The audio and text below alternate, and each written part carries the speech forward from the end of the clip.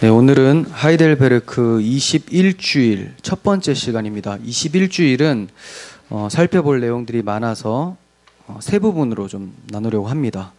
그래서 21주일 첫 번째 시간 54문만 보도록 하겠습니다. 제목을 거룩한 보편적 교회라고 지었어요. 거룩한 보편적 교회.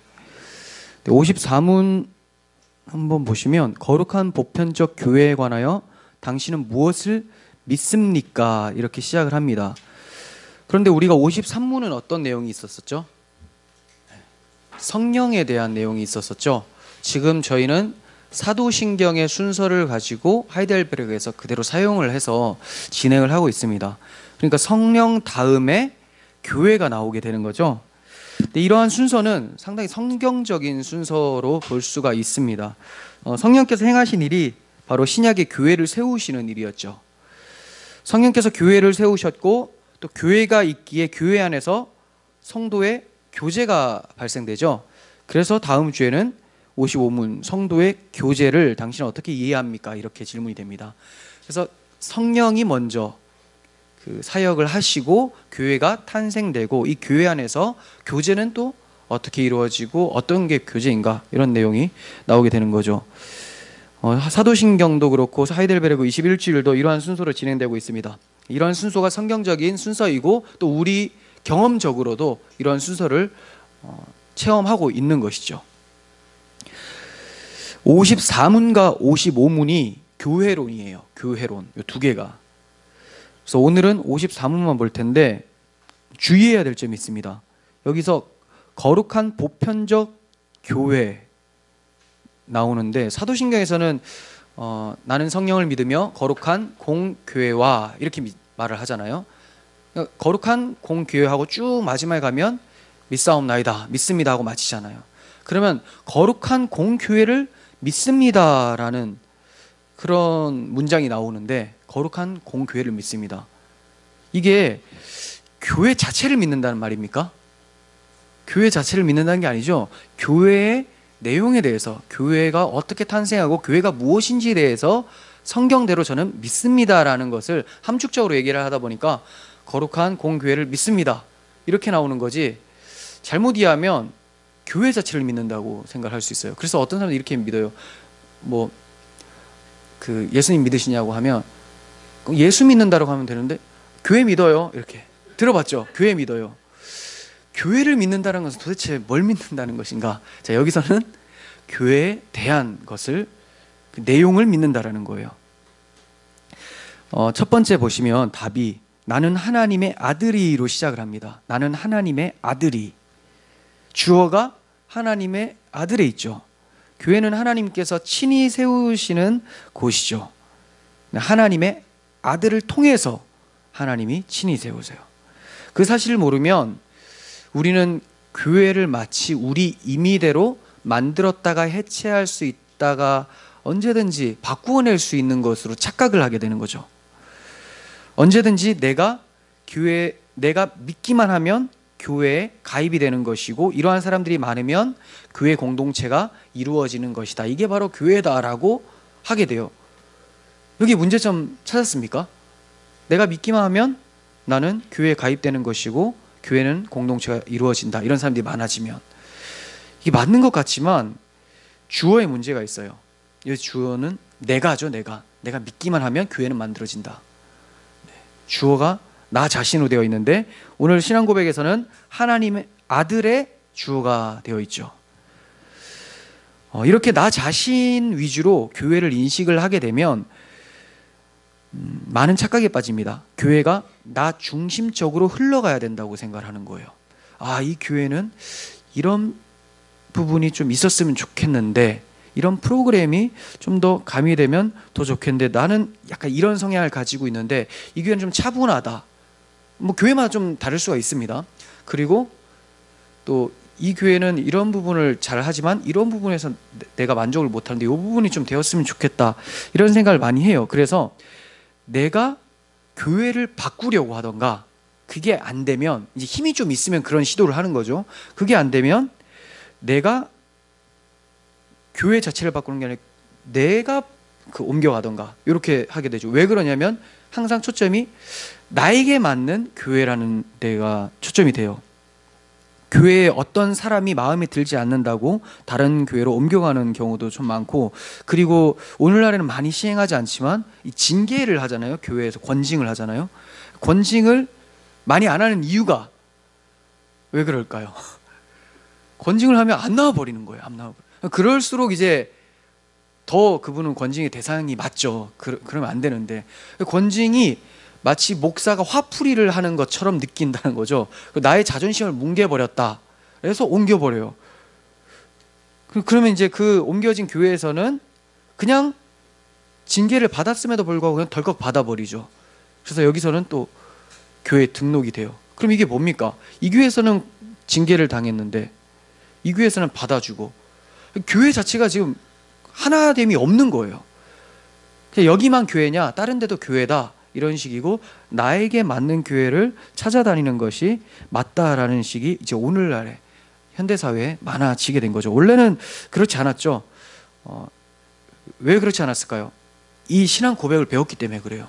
신앙 고백에서는 교회의 주어가 하나님의 아들에게 있기 때문에 하나님의 아들이 친히 불러서 모으시고 보존하시는 곳인데, 내가 여기 있다는 것은 하나님의 아들이 나를 친히 섭리 가운데 불러주셨구나, 특별한 계획 가운데 나를 여기 보내셨고, 또 이 친구를 여기 보내셨고, 이 공간을 허락해 주셨고, 이런 공동체를 마련해 주셨다는 그 사실을 안다면 나 중심적인 것이 아니라 하나님의 뜻이 무엇인가에 대해서 고민하게 되고, 또 진지한 신앙생활을 하게 되겠죠. 그러니까 하나님의 아들이 출발점이 되어야 되는데 내 자신이 교회의 출발점이 되어버리면 이게 이제 흉물스러운 그런 단체가 되어버리는 거예요.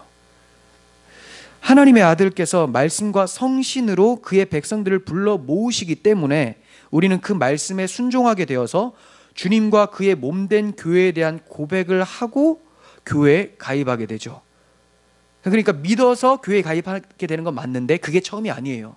내가 믿어서 교회에 가입하는 게 아니라, 앞에 다시 한번 말씀드리면 하나님의 아들이 말씀과 성신으로 불러 모으셔서 그 말씀에 순종하게 되고 주님과 그의 몸된 교회에 대해 고백을 하면서 입교가 되잖아요. 그죠? 그러니까 믿어서 교회에 가입되는 것도 맞지만 그 믿음이 어디서부터 왔고 그 뒤에 하나님의 어떤 손길이 있었는가를 파악을 하지 못하면 자기중심적 교회가 된다는 거예요. 이것은 우리가 믿었다 하더라도 믿음의 시작이 우리 자신의 것이 아니라 하나님의 아들의 은혜라는 것을 기억하게 만드는 겁니다. 이를 아는 사람들은 교회를 자기중심적으로 여기지 않고 하나님의 아들 중심적으로 여기게 되고, 하나님의 특별한 섭리 중에 이 교회로 인도하셨다는 것을 믿고 그 안에서 그리스도의 몸의 일부로, 지체라고 하죠, 몸의 일부로 자라나게 되는 거예요. 왜냐하면 우리가 그 보디빌더들 생각해 보세요. 몸이 좋아요. 근데 보디빌더들마다 어떤 근육은 탁월한데 어떤 근육은 좀 약한 부분이 있어요. 저 같은 경우는 하체가 좀 약합니다. 허리도 약하죠. 네. 근데 어떤 사람들은 또 하체는 엄청 강하고 또 상체가 확 약한 사람도 있어요. 그렇다고 해서 이것이 내 몸이 아닌가? 그게 내 몸이라는 거예요. 교회도 마찬가지예요. 어떤 사람은 연약할 수 있습니다. 어떤 사람은 신앙이 굳건할 수 있어요. 하지만 하나의 몸이에요. 누구의 몸입니까? 그리스도의 몸. 그런데 이 병든 상태, 좀 약한 상태, 이 상태로 가만히 두는 것이 아니라 건강한 사람들이 다른 사람들을 위해 기도해주고 세워주고 하면서 그리스도의 온전한 몸을 이루어 성장해 가는 거죠. 이게 바로 교회예요. 그러니까 교회는 완전한 사람들이 있는 곳이 교회라고 생각하시면 안 됩니다. 완전한 사람들이 어디 있어요, 이 세상에. 그럼 예수님만 잔뜩 있어야 되는데 그렇게 만들어내기 위해서 예수님이 각 사람 마음 가운데 계신다는 거죠. 근데 우리는 그걸 모르고, 쟤는 제 신앙은 왜 저럴까? 나는 이런데. 이미 지금 내 신앙이 문제가 있다는 게 방금 폭로가 됐죠. 네. 그러면서 저런 꼴만 안 봤으면 내가 교회 다닐 맛이 나겠는데, 그 꼴을 통해서 그리스도의 몸된 교회로 성장하도록 하나님께서 보내주셨다는 것은 생각을 안 하고 항상 내 중심인 거예요. 내 마음에 들지 않는다. 그렇게 돼버리면 이제 교회 자체에 대한 잘못된 사고를 가지고 살게 돼요.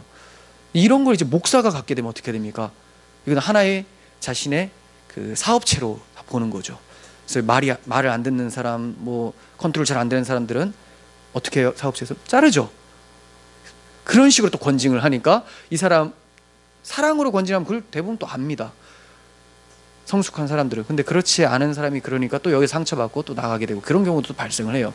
양쪽 다 문제예요. 전반적으로 뭐 직분이 있으면 직분마다 다 문제가 있게 되죠. 자기중심적으로 교회를 바라볼 때는요. 참된 성도들은 교회에서의 자신의 위치에 대해서 주의 깊게 생각을 해봅니다. 교회에서 내가 어떤 위치에 있는가? 이 말은 이 교회가 나를 인정하는가 안 하는가 이걸 보라는 게 아니라 이건 완전 잘못된 거고요. 하나님께서 나를 이 교회에 불러주신 선하신 뜻이 무엇인가, 그리고 나라는 지체가 다른 지체에게 어떠한 섬김으로 그리스도의 몸된 교회를 세우는데 일조할 수 있을까, 또 혹은 나의 이러한 모습이 다른 사람한테 어떠한 상처가 될까, 그런 것들. 제가 예전에는 이제 중고등부 맡았을 때 그 복장 지적도 많이 했거든요. 지금 여러분들은 뭐 그렇지 않은데 중고등부들은 굉장히 짧은 반바지 이런 거 많이 입잖아요. 그럼 이게 예배를 방해하는 거란 말이에요. 본인은 이제 시원해서 입는 거지만 근데 이제 이런 거, 내가 지금 여기에 있는 것이 항상 사람들이 자신들이 교회에 오면 뭔가를 받으려고만 해요. 근데 내 모습 속에서 다른 사람 어떻게 섬겨 드릴까에 대한 생각은 잘 안 한다는 거죠. 나로 인해서 누가 상처받을 거 생각 안 하고 저 사람으로 해서 내가 피해보는 것만 주로 생각하다 보니까 다 각자 자기중심적 교회가 생겨요. 100명이면 이런 사람 100명이면 교회 안에 100개의 교회가 있는 거죠. 근데 다 가짜 교회, 다 주님이 부셔뜨려야 되는 교회예요. 다 부시고 어떤 걸로 세웁니까? 주님이 세우신, 주님의 피값으로 성령으로 세워진 건강한 교회가 이제 하나로 딱 세워져야 돼요. 그래서 교회는 원래 하나로, 신학 세계도 하나고 신학관도 하나고 가지고 있는 마음도 하나예요. 누구의 마음이에요?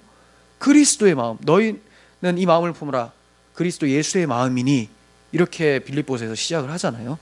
이와 같은 한 마음을 품어야 되죠. 한 마음을 품으려면 사실 내가 주인 된 것을 내려놓으면 됩니다. 저 사람 좀 내려놨으면 좋겠는데 라는 그 생각을 내려놓고, 각자 다 그런 생각 내려놓으면 올라갈 분은 한 분밖에 없어요.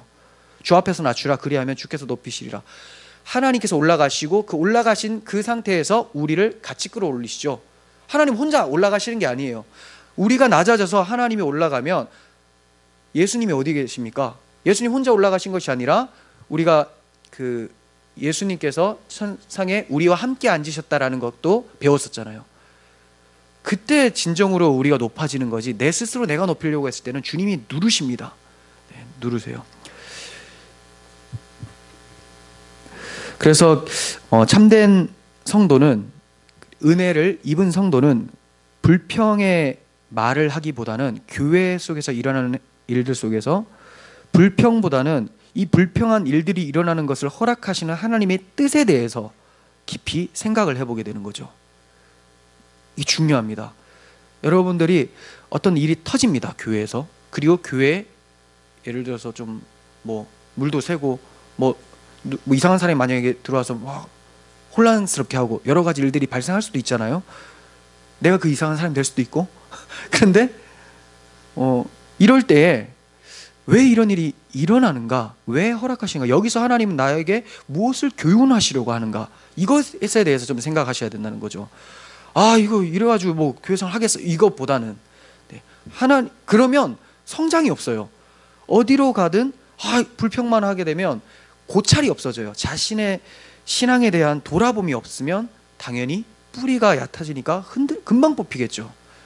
어떠한 상황 가운데서도 하나님의 뜻이 무엇인지를 곰곰이 생각하고 사명감 가지고 섬기게 된다면 더욱더 이제 상황에 흔들리지 않는 굳건한 반석 위에 세워진 믿음이 되어진다는 거죠.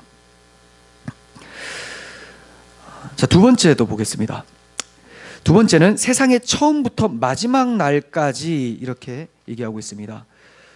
교회가 세상의 처음부터 마지막 날까지 있다는 거예요. 이것은 지금 우리 눈에 보이는 교회만이 다가 아니라는 거예요. 우리 오전에도 잠깐 말씀을 드렸지만 비슷하죠. 우리 눈에 보이는 교회가 다가 아니에요. 하나님의 교회는 세상의 처음부터 있었고 지금은 물론이고 앞으로도 마지막 날까지 항상 존재한다는 거예요. 비록 이 세상에 있는 교회가 약하고 희미하게 보이는 경우도 있습니다. 하지만 하나님의 교회는 여전히 굳건하고 존재한다는 것을 아셔야 돼요. 하나님께서는 이스라엘 백성들의 우상 숭배가 극심했었던 때에도 다윗의 등불을 끄지 않으셨어요. 이 등불은 어떤 등불입니까? 다윗의 등불을 끄지 않으셨다. 즉 무슨 말이냐면 남유다 북이스라엘로 나눠지잖아요. 그때 북이스라엘로 간 나라 지파는 10지파였어요. 10지파. 나머지 2지파는 유다 지파와 그리고 베냐민 지파죠. 시므온 지파인가 헷갈리네요. 네, 그 지파만. 근데 하나님께서는 한 지파만 남겨놓는다고 얘기를 하거든요. 근데 2지파가 남아요. 사실 이건 뭐냐면 유다 지파만 하나님 보셨다는 거예요. 이 옆에 있는 지파는 은혜를 입은 거죠. 이 은혜를 입은 거. 그럼 유다 지파는 뭐냐? 이 유다 지파를 끄지 않았다는 건데, 이게 다윗의 등불을 끄지 않았다는 건데 뭐냐면 유다 지파에서 오실 예수 그리스도를 하나님께서 약속대로 보내주신다는 거예요. 그 어떤 시기에도 우상 숭배가 극심했었던 때에도 하나님은 자신의 약속대로 예수 그리스도라고 하는 등불이 아니라 빛으로 오신 하나님의 아들을 보내주시고 그 빛 대신 아들을 통해서 빛된 교회를 만들어 버리신다는 거죠. 빛된 교회. 그러니까 예수님께서 이 세상에 빛으로 행하셨고 십자가에 죽으시고 부활하시고 승천하신 이후에는 그러면 빛이 사라졌는가라고 생각하면 안 되겠죠. 예수라는 빛이 사라진 것이 아니라 빛이 확장되었다고 보셔야 돼요. 등불이 더욱더 환하게 켜졌다고 생각하셔야 됩니다. 왜냐하면 예수 그리스도께서 육신으로 계셨을 때는 한 분이셨지만 한 사람, 예수님 안에만 예수님 자체였지만 예수님이 올라가시면서 성령을 보내주심으로 이제 그 빛이 어디에 다 들어가게 됩니까? 하나님의 교회의 모든 사람들에게 다 들어가게 되죠. 빛이 이제 예수님이 유대에 있을 때는 유대에만 빛이 비쳤는데 전 세계적으로 빛이 폭발적으로 비춰지기 시작한 거예요. 그래서 교회의 영광스러움, 사명이 여기서 나타나는 거죠. 그래서 예수님은 너희는 세상의 빛이라 라고 하셨던 거예요. 빛. 빛이 사라질 수 있는가? 없어요. 빛이 사라질 수 있는 것이 아니라 빛이 없는 상태가 어둠인 거지 어둠이 빛을 먹을 수는 없는 거예요. 빛이 없는 상태는 어둠인데 빛이 오면 어떻게 됩니까? 어둠은 없어지게 되는 거죠. 이게 결국이에요. 이게 교회가 지금 희미해 보일지라도 교회들 가운데 있는 예수의 빛은 있고 마지막 날 이 빛 말고는 나머지 어둠은 하나도 없게 사라지게 될 것을 말씀하고 계시는 거죠. 교회 내부적으로는 이단적 교리와 물질과 성적 타락으로 부패해 있습니다. 또 세상은 어떻습니까? 세상은 종교다원주의가 성행하고 있고 기독교 박해가 극심해져 가고 있어요. 이런 것을 보면 마치 교회가 없어질 것 같은 위기에 처했다, 이렇게 판단이 되어집니다. 물론 교회는 정신 차려야 돼요. 이러한 모습이 복음의 열매가 아니잖아요. 그만큼 세속에 많이 공격을 받고 있고 스스로의 개인 경건 시간을 치열하게 챙겨 놓지 않는다는 거죠. 왜 넘어갑니까? 그만큼 훈련이 덜 된 거죠. 그만큼 내가 어디에 민감하다는 거예요? 세속에 민감한 거죠. 하나님의 음성, 하나님 말씀에 민감하다면 거기에 더 많은 소음들 가운데서 그 소리가 탁 들릴 텐데 평상시 맨날 듣던 소리가 잘 들릴 거 아닙니까? 누가 부모님이나 사랑하는 사람이 누구야 라고 불렀을 때 그게 막 수많은 사람들 중에 그 목소리가 들리는 것처럼 예수님에 대해서 여러분들이 늘 말씀에 묵상하고 기도를 하신다면 그 말씀을 세상의 수많은 소음들 중에서 찾을 수 있을 거란 말이에요. 근데 평상시에 그 말씀을 즐거워하지도 않고 친숙하지도 않다면 그 수많은 소음들 중에서 어떻게 예수님의 음성을 들을 수 있겠습니까? 그래서 점점 약해지는 게 맞습니다. 정신 차려야 되는 게 맞죠. 하지만 말세가 될수록 가짜 교회들은 점점 무너지게 되지만 참된 교회는 유혹과 박해 속에서도 든든히 믿음을 지키면서 세워져 간다는 것을 잊어서는 안 돼요. 왜냐하면 하나님께서 세상 처음부터 마지막 날까지 교회를 부르시기 때문에 이 세상에서 교회가 없어질 수는 없습니다. 수백 년 동안 카타콤에서 지하, 그 카타콤에서 살지언정 교회 자체가 없어지진 않아요. 카타콤의 그리스도인들이 다 1m 정도밖에 안 되는 그곳에서 허리 구부리고 있어서 다 허리가 다 휘어가지고 태어날 때부터 거기 300년 정도 지속된 걸로 알고 있는데 그 오랜 기간 동안 그렇게 사는 거예요. 빛을 못 보는 거죠. 박해가 너무나 극심했기 때문에. 그렇다고 해서 세상 사람들 어떻게 생각했을까요? 교회가 없어졌다라고 생각했을 거예요. 하지만 지하 교회가 있었었죠. 교회는 안 없어져요. 하나님은 어떻게든 자기 교회를 이루어가고 계신다는 거예요. 결국 하나님 아들께서 부르신 참된 교회는 이 세상에 항상 있다가 마지막 날 주님께서 다시 오실 때에 어린 양의 혼인잔치에 모두 참여하게 될 겁니다. 여러분들이 믿음을 굳건하게 지키고 내가 교회의 일원으로서 그리스도의 몸을 이루어가고 있는 자라고 확실하게 믿고 인식하고 있다면 여러분들 모두가 어린 양의 혼인잔치에 참여하게 될 거예요. 이것을 기억하면서 믿음을 더욱더 굳건하게 하셨으면 좋겠습니다. 세 번째, 모든 인류 가운데서라고 합니다.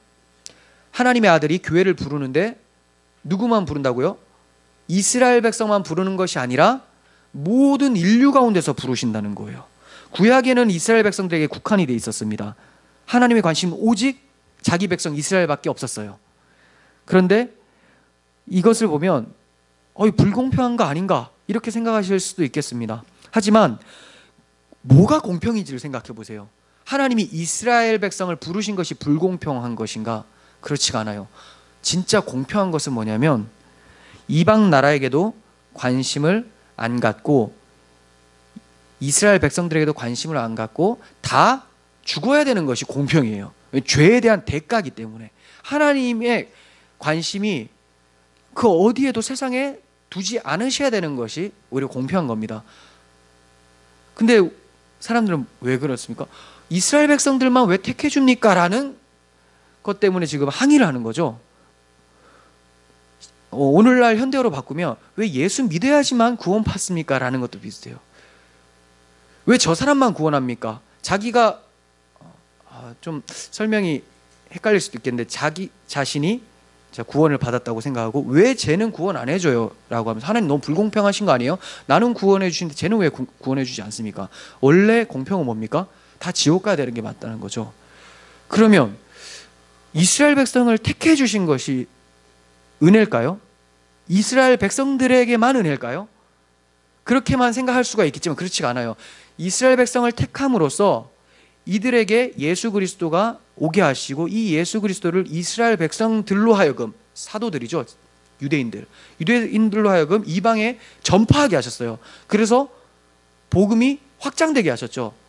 아예 쳐다보지도 않아도 될 인류를 하나님께서 이스라엘 백성을 먼저 택하시고 이들을 사용하셔서 이방 나라에 전파하셨어요.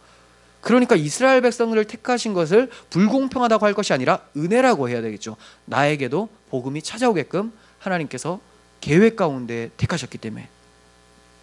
우리는 너무 단면적으로만 봐요. 앞에 일어난 일에 대해서만 딱 보고 그 뒤에 배후에 하나님이 어떤 의도를 가지시고 하셨는지에 대해서 생각을 별로 안 한다는 거죠. 근데 성경은 그걸 다 적혀 있어요. 성경에 다 설명하고 있는데 성경에 대한 깊은 묵상을 하지 않으시니까 무슨 일만 있으면 왜 나한테 이러실까? 왜 나만 손해보는 것 같지? 이런 생각들이 찾아오게 되는 거예요. 그렇지가 않습니다. 하나님의 구원 계획은 지금 나를 향한 끝없는 사랑이 있다는 것을 기억하셨으면 좋겠습니다. 구약의 이스라엘 백성만이 하나님의 백성이 아니라 이제 신약에 와서는 그 범위가 확장돼서 오순절에 교회가 세워질 때 어떻게 됩니까? 방언이 막 터지죠. 근데 그 방언은 왜 터졌어요? 복음 전하라고 각 나라의 말로 하나님 나라의 일을 막 전파하기 시작을 한 거죠. 그랬더니 이제 그것을 들은 백성들과 또 사도들이 나가서 이방 나라에 복음을 전파하여서 지금 전 세계적으로 우리 한국까지 와서 그리스도인들이 생겨나기 시작하게 된 거죠. 이게 무엇으로 가능하게 되었습니까? 복음이 보편적으로 이제 흘러가게 되어서 이런 교회를 보편적 교회라고 하는데 이 보편적 교회가 어떻게 만들어지게 된 거예요? 예수 그리스도의 십자가의 대속과 그분께서 보내주시는 성령을 통해서 유대인과 이방인의 막힌 담이 허물어지고 이들은 원수였어요. 유대인들은 자기밖에 몰라요. 자기들이 최고예요. 근데 이거 무너졌습니다. 왜? 자신들도 죄인임을 알게 되고 그리스도의 십자가 이 모든 것을 허물었다라는 것을 알고 이제 이방인들까지도 복음 전파하고 안을 수가 있게 된 거죠. 유대인들이 앉게 되었다는 것이 아니라 유대 기독교인들이, 사도와 같은 자들이 그것을 알게 되었다는 거죠. 결국은 보편 교회를 만든 것은 그리스도의 십자가와 성령이라는 거예요. 그렇다면 보편적 교회의 특징이 무엇이겠습니까? 보편 교회라고 하면 보편이 카톨릭인데 저기 카톨릭을 말하는 게 아니에요. 저희가 말할 때는 예수를 주로 고백하고 그리스도로 고백하는 참된 신앙을 가지고 있는 보편적인 교회. 어떤 이스라엘 백성들에게만 국한되지 않고 언어와 인류의 국가의 장벽을 넘어서는 그런 보편적 교회를 얘기를 하는 거예요. 근데 이 보편적 교회의 특징이 있습니다. 십자가 대속과 부활과 승천과 재림을 믿는다는 거예요. 이걸 믿는다. 이거 하나라도 빠지면 안 돼요. 이러한 기본적인 신앙 고백이 사도신경이에요.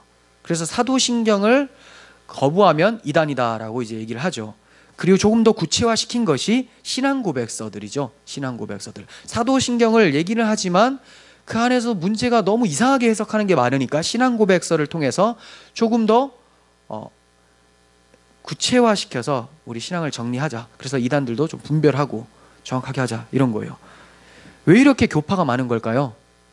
장로교, 감리교, 또 성결교, 우순절 교회, 또 뭐가 있습니까? 침례교도 있고 많잖아요. 성경 해석과 적용의 차이가 있기 때문에 그래요. 그렇다고 해서 내가 속한 교단 외에는 다 이단이라고는 하지 않습니다. 왜냐하면 하나님의 아들께서 보편적 교회를 세우셨음을 믿기 때문이에요. 비록 교회의 형태가 시대나 문화, 지역에 따라서 조금 다를 수가 있습니다. 그리고 어떤 교리적인 부분도 해석이 조금 차이가 날 수 있어요. 하지만 핵심 교리는 동일하고 문화나 또 어떤 형태의 부분에서 조금 차이가 난다 할지라도 예수 그리스도를 머리로 여기고 그분의 말씀에 순종하고 그분을 구원자로, 나의 주인으로 사랑하고 있다면 우리는 보편교회로 받아들여야 되는 것이 맞다는 거죠. 이것이 이제 참된 교회예요. 하나의 교회죠. 비록 교파가 많다 할지라도 하나의 교회로 볼 수가 있습니다. 하지만 오늘날 그 핵심 교리의 범위를 너무 넓게 잡고 있는 게 문제예요. 핵심 교리. 제가 핵심 교리만 일치하면 이단으로 보지 않고 형제로 보는 것이 좋다라고 말씀드렸잖아요. 근데 핵심 교리를 어디까지 잡느냐, 이게 문제가 많다는 거예요. 그냥 예수님을 믿어요. 요즘엔 이게 끝이에요. 그냥 예수님을 믿어요. 하느님 믿는데요, 천국 지옥 믿는데요. 근데 보세요, 천국 지옥의 개념이 다르고 예수 그리스도와 하나님에 대한 인식이 다르고, 그럼 다른 믿음이잖아요. 어떻게 형제가 됩니까? 그래서 조금 더 구체화시키는 게 신앙 고백서죠. 그래서 우리는 이렇게 신앙 고백서를 공부할 필요가 있는 세상에 살고 있는 거예요. 참된 교회가 반드시 완전한 교회는 아니에요. 완전한 교회는 주님께서 다시 오실 때에야 비로소 완성이 됩니다. 아직 완전에 이르지 않았어도 그리스도를 사랑하고 그분의 말씀에 순종하는 교회라면 참된 교회입니다. 그러니까 예를 들어서 우리 교회가 바람직한 복음을 선포하고 그 복음에 순종하기를 즐거워하고 이런 모습인데, 여기에 좀 연약한 지체들이 많이 분란을 일으켰어요. 그렇다면 이건 가짜 교회냐, 이렇게 말할 수 없다는 거예요. 뭐가 기준이에요? 말씀과 성령을 구하며 겸손함으로 순종하는 자세가 중요하다는 거지, 우리 어떤 행위는 그게 기준이 될 수는 없어요. 그게 주의를 기울이고 우리 자신을 경각심을 일으키는 데 있어서는 좋지만 그것 자체가 본질 자체가 이것은 마귀의 자식들이다라고는 할 수가 없다는 거죠.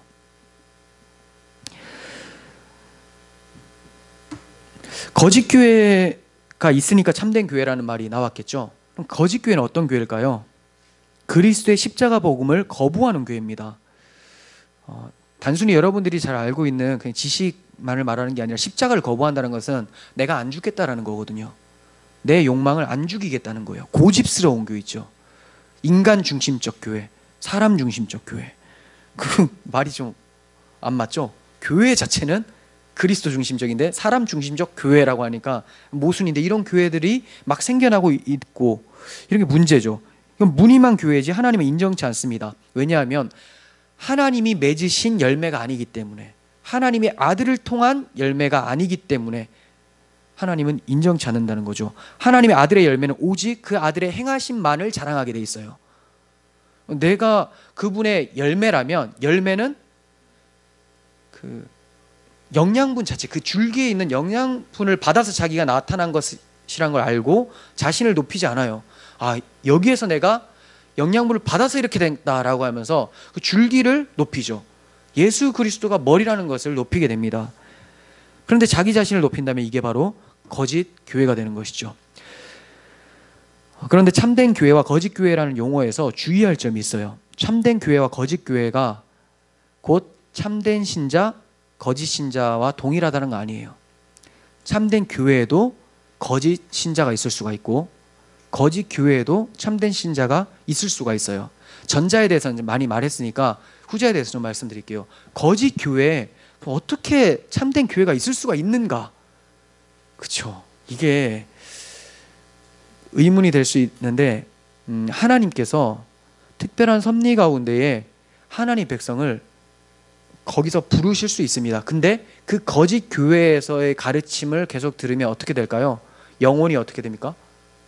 파리해지고 막 정신 못 차리고 마음은 점점 세속적이게 되고 마귀가 원하는 것을 따라가게 되는 거죠. 거의 죽은 것과 다름없이 살게 되는 그러한 모습. 그래서 네덜란드 신앙고백에서 27조를 7조에 이런 말이 있습니다. 참된 교회에 가입하는 것이 신자의 의무입니다. 참된 교회에 가입하는 것이 신자의 의무다.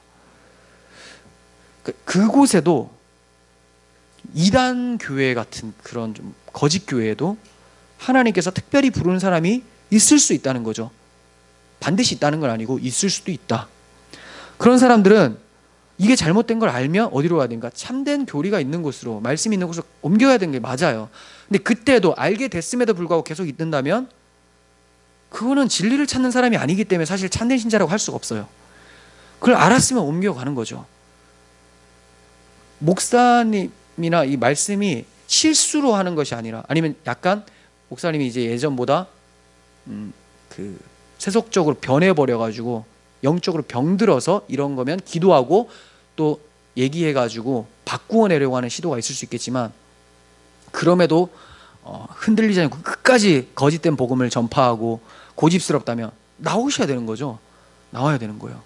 그리고 처음부터 아예 그 사기꾼이었다면, 예수를 알지도 못하는 다른 신천지 같은 데죠. 그런 데였다면 그냥 나오시면 돼요. 뭐 얘기할 것도 그냥 나와요. 뭐 거기는 아예 모르는데, 알았던 사람이 변질되면 얘기를 해주고 그래도 안 바뀌면 나와야 되는 거지만, 이거는 근본부터가 다른 종교라면 그냥 나와야 되는 게 맞죠. 근데 그럼에도 여기서 하나님께서 나를 보내신 뜻이 있을 거야 하면서 끝까지 기도하시는 분들 너무 귀한 마음이긴 한데, 그렇게다가 본인도 죽어요.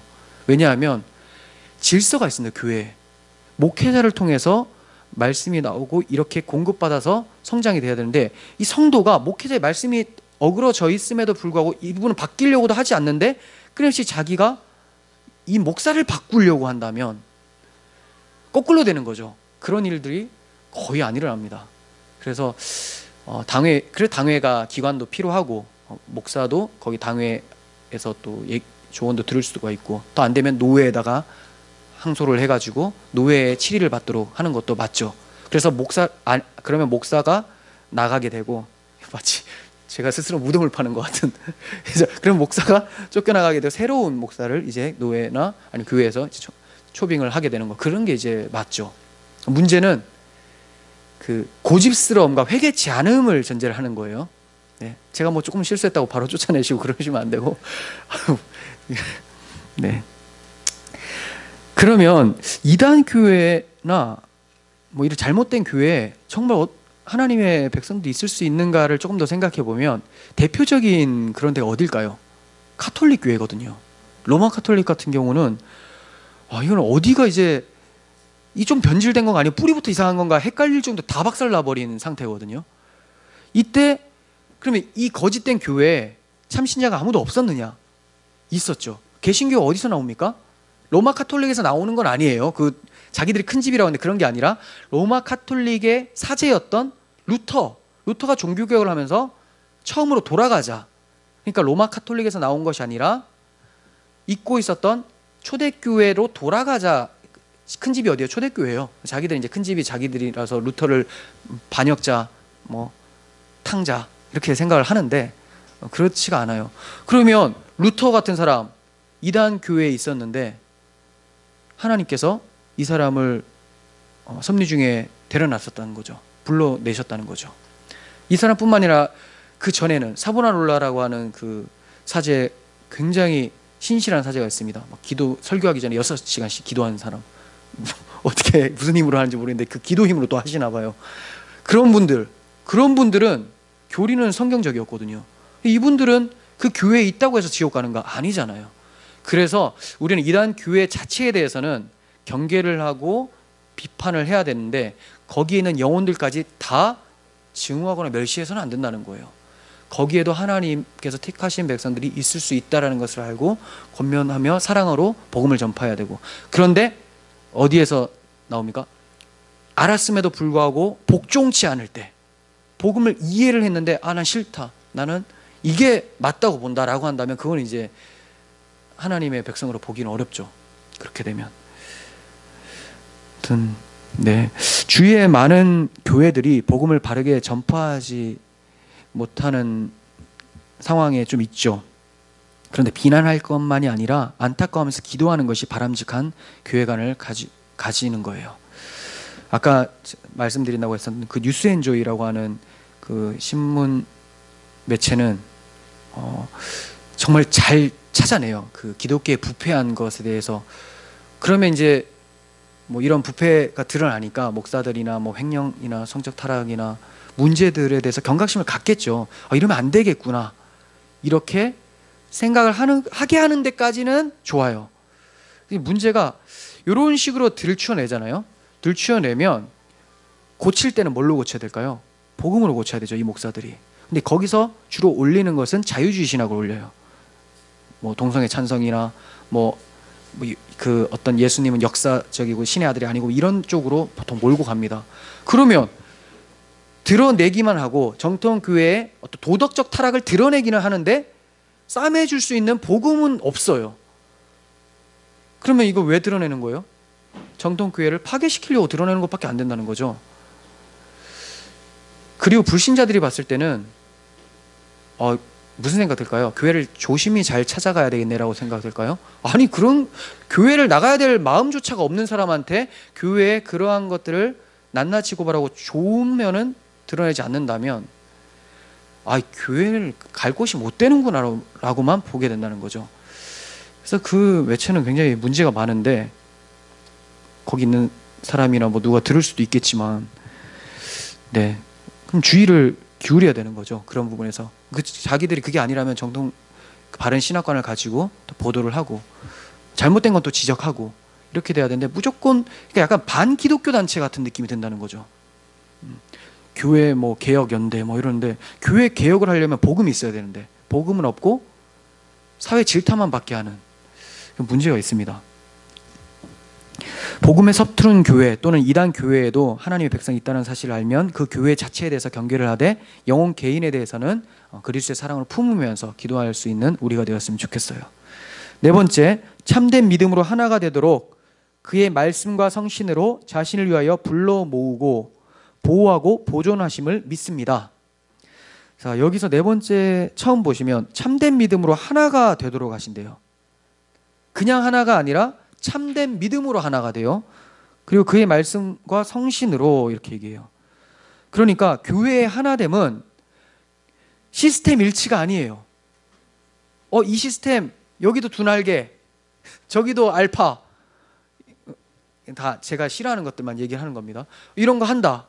여기는 이제 제자 훈련, 이건 그렇게 싫어하지 않지만 좀 문제가 좀 있고, 아무튼 이런 여러 가지 시스템이 다 있잖아요. 뭐 G12 뭐도 있고 뭐 많아요. 그러면 이런 것들을 하는 교회니까 우리 일치된 교회다라고 봐야 되는가? 아니라는 거예요. 교단 마크만 같으면 일치되는가? 원래는 일치돼야 돼요. 같은 신학을 배웠으니까. 근데 교단 안에서도 서로 신학이 막 다른 상황이 돼버렸어요. 그러니까 이거 어떤 식으로 일치를 봐야 되느냐? 그래서 여기서 가르쳐 주십니다. 오직 참된 믿음으로만 하나가 되게 하세요. 참된 믿음. 이 참된 믿음은 무엇으로 생겨납니까? 말씀과 성신으로. 그래서 말씀과 성신이 이어지고 있죠. 말씀과 성신, 성령. 그러므로 하나된 교회라는 구호만을 가지고 세속적인 이익만을 추구하는 것이 아니라 교회 하나 됩시다 하면서 막 교단끼리 막 합치고 막 저희 교단도 지금 합쳤죠. 합쳤는데 문제가 많아요. 막 이번에 재판에서 좀 졌는데 다음에는 이길지 어떻게 될지 모르겠지만 합친다고 다 될 일이 아니에요. 떨어져 있더라도 보편적 교회를 인정을 할 수 있잖아요. 아까 얘기했지만. 근데 어떻게든 합치면 왜 그러려고 하는지 모르겠어요. 그게 하나님께서 원하시는 뜻이다라고 하는데 서로 경멸하지 않고 기도하고 다른 교단으로서 하면 되는데 그렇게 합친다는 건 세력 키우는 것밖에 보이지 않는다는 거죠. 너무 위험한 발언인가? 우리 교단이 합쳤는데. 네, 참 그렇습니다. 교회는 이런 것을 합치는 것이 아니라 말씀, 성령 이것으로 하나 되어지고 결국은 말씀 대각성, 겸손히 성령을 구하면서 회개 운동이 일어나야 되는 것이 맞는 거죠. 막 무턱대고 뭐 어디 시청과 광장으로 모여서 회개 운동 합시다 막 해요. 근데 서로 신학이 달라요. 누가 뭘 회개를 해야 됩니까? 같은 신학 안에서 같은 걸 가지고 뭐가 잘못된지가 나오는데 나는 이게 잘못됐다고 생각하고 얘는 이 사람은 이게 잘못됐다고 생각을 안 하는데 무슨 회개를 해요? 그렇게 어중이 떠중이로 모이는 것이 아니라 정말 같은 그 참된 믿음 안에서 같이 회개를 할 수 있어요. 그래서 우리 같이 기도합시다라고 할 때도 제가 지난번에 말씀드렸죠. 기도를 여러 명 모이면 더 폭발적이어야 되는데 힘이 쭉쭉 빠지는 상황이 발생될 수도 있는 것은 여기서 다른 믿음을 가진 사람이 엉뚱한 기도를 하면 영적으로 얼마나 곤비하겠습니까? 네, 그러니까 먼저 기도하기 전에는 같은 신앙 가운데 같은 참된 믿음 가운데 있는 것이 중요하다는 거예요. 두 번째, 예수님께서는 자신을 위해서 교회를 불러 모으시고 보호하고 보존하신다고 합니다. 자신을 위함. 그러므로 건강한 교회일수록 하나님의 아들의 이름만이 높임을 받게 되겠죠. 당연히 하나님의 아들의 목적대로 하나님의 아들의 이름을 높이게 되는 거죠. 이것은 자기 부인으로 나타나고 복음의 자랑을 통해서 나타납니다. 내 삶 속에서는 내가 계속 죽어가는 것, 그리고 사회 속에서는 복음을 자랑하며 선포하는 것으로 나타나요. 하나님은 우리를 위해서가 아니라 자기 자신을 위해서 교회를 부르셨다는 것을 잊어서는 안 됩니다. 그래서 아들의 이름만을 높이는 것이 바로 교회의 모습이에요. 에스겔 36장 22절 보시면 너는 이스라엘 족속에게 이르기를 주 여호와께서 이같이 말씀하시기를 이스라엘 족속아 내가 이렇게 행함은 너희를 위함이 아니요 너희가 들어간 그 여러 나라에서 더럽힌 나의 거룩한 이름을 위함이라. 얼마 전에 살펴봤었죠. 하나님의 이름이 거룩히 여김을 받으시오며 하라고 할 때 네, 하나님의 이름을 위해서 바벨론 포로에서 돌아오게 한다는 거예요. 왜 우리를 구원하십니까? 예수님이 자기를 위해서래요. 자기를 위해서. 그리스도 중심적이라는 거죠. 이것이 교회를 구원하시고 불러주신 목적이라면 나를 위한 교회라는 말은 거짓 교회가 되는 거죠. 나를 위한 교회가 어디 있습니까? 주를 위한 교회죠. 오직 하나님 자신을 위한 교회가 우리 교회가 되기를 바랍니다. 자, 마지막 부분 또 살펴봅니다. 5번 나도 지금 이 교회에 살아있는 지체이며 영원히 그러할 것을 믿습니다. 네, 나도 지금 이 교회에 살아있는 지체이며 영원히 그러할 것을 믿습니다. 저는 여기서 나도라는 말이 참 도전으로 다가와요. 나도 그러할 것을 믿습니다요. 지금까지 뭘 설명했죠? 참된 교회를 설명했잖아요. 참된 교회는 이렇다. 근데 나도 그러할 것을 믿는다라는 것은 지금 설명한 이 모든 하나님의 영광을 위한 그리고 참된 믿음을 가진 이러한 모습들이 나에게도 나타나야 된다라는 것을 스스로 고백을 하는 거죠. 의지예요, 의지. 이게 참된 교회라면 나 또한 그렇게 돼야 됨을 믿습니다. 나 그렇게 하겠습니다. 이런 결단이죠. 우리 교회는 어떻다? 우리 교회는 뭐 이런 게 좀 이상해 라고 말할 때 나와 연관되어 있다는 것을 생각을 해야 돼요. 여기서도 나도라고 했어요. 왜 그렇습니까? 교회에 우리는 일원이라고도 하고 지체라고도 하죠. 이게 더 좋은 말이에요. 지체. 일원은 빠질 수도 있겠지만 지체는 몸이잖아요. 끊어낸다고 해서 잘라도 내 팔이에요. 잘라도 내 팔. 그러니까 우리 교회 이거 뭐가 많이 이상해라고 할 때는 회개하는 마음으로, 애통하는 마음으로 얘기를 해야 되는 거고, 막 비판하면서 비아냥거리면서 산다는 것은 이 교회의 일원이 아니다, 지체가 아니다 라는 거죠. 만약에 우리가 나와 교회의 관계에 대해서 지체라는 것을 정확하게 인식을 한다면 책임감을 가지고 스스로를 돌아보면서 또 지체를 돌보면서 교회를 세워나가게 될 거예요. 그리고 살아있는 지체라고 합니다. 나도 이 교회에 살아있는 지체다. 왜 굳이 이런 표현을 쓸까요? 죽어있는 지체가 있을 수 있다는 거죠. 죽어있는 지체는 아무 힘이 없어요. 그럼 뭐예요? 살아있는 지체여야 된다는 거예요. 내가 교회에서 죽은 존재가 아닌지 돌아보라는 겁니다. 당신 지금 죽은 거 아니에요? 그래서 하이델베르크 신앙 고백이 물어보고 있는 거예요. 죽은 자들만 잔뜩 모여있는 교회가 어떤 교회였습니까? 앞서 말씀드렸다시피 오전에 살았다 하는 이름은 가졌으나 죽은 자로다 라고 하는 무슨 교회 이름이? 사대교회. 죽을 자 사자 써가지고 이렇게 외웠었어요. 잘 외워지죠? 사대교회. 여기는 겉으로는 막 교회도 크고 돈도 많고 막 그래요. 근데 하나님 보실 때는 죽은 교회였어요. 지체들이 다 죽어 있으니까 교회가 아닌 거죠. 내가 지금 교회 안에서 살아있는지 죽어있는 존재로 있는지를 살펴볼 수 있었으면 좋겠습니다. 살아있는 지체는 교회 안에서 지체로서의 본분을 다하게 돼요. 생명이 말씀이 전파되면 살아있는 지체는 그 말씀으로 일어나게 돼요. 살아있으니까. 죽어있는 지체는 생명의 말씀이 떨어져도 나하고는 아무 상관이 없으니까 계속 죽어 있습니다. 잠들어 있어요. 살아있으면 반응이 있습니다. 설교를 하죠. 복음이 막 선포가 돼요. 그러면 여러분들은 이 말씀에 반응이 있어야 돼요. 그건 삶에 변화가 있어야 되고 애통함이 있어야 돼요. 근데 맨날 똑같아요. 맨날. 그러면 이제 진단이 나오죠. 나도 살아있는 지체로서가 아니라 나만 죽어있는 지체로서, 이렇게 고백이 되어지게 되는 거죠. 문제가 심각해요. 나만 죽어있는 주제면 나만 지옥 가게 되는 거예요. 나하고 교회하고 아무 상관이 없는 거예요. 그래서 우리 말씀을 들을 때도 나를 살게 하는 말씀, 이 말씀이 한 주간 나를 어떻게 이끌어갈 것인지에 대해서 긴장감 있고 겸손한 마음으로, 간절한 마음으로 받으셔야 된다는 거예요. 지금 여러분들은 살아있는 지체입니까? 제가 이렇게 설교를 마친다면 도전은 될 수 있지만 불안함이 찾아올 수 있어요. 어떡하냐. 그런데 우리의 신앙 고백은 너무나 자상하게 어떻게 마치고 있습니까? 당신은 살아있는 지체입니까? 라고 하지 않고 살아있는 지체이며 영원히 그러할 것을 믿습니다. 이렇게 맞춰요. 이건 주어가 누구한테 있습니까? 제일 위로 거슬러 가면 나는 하나님의 아들이 나도 그렇게 해주실 것을 믿습니다. 이렇게 마치는 거죠. 그러니까 우리의 행위로 우리의 구원을 얘기를 하지 말라고 말하는 거예요.